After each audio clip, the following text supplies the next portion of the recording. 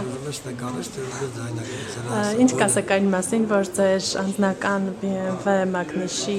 մեքենային ձեր ծառայողական Toyota Camry պետհամարանիշներն է տեղադրված, որքանով է դա օրինական։ Օրինական է, որովհետև դա օրինական է, երևի այս պայից սկսած օրինական է, որտեղ մենք երբ որ տեղադրել էինք, երբ որ ունեինք,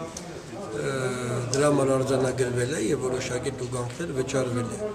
բայց դրանից հետո հաշվի առնելով, որ վերահսկիչ պալատի նախագահը նաեւ իրեն ամրացված է պետական անվտանգության ծառայության աշխատակիցներ եւ այդ պաշտոնը նաեւ պահպանվող պաշտոնյաների ցանկում է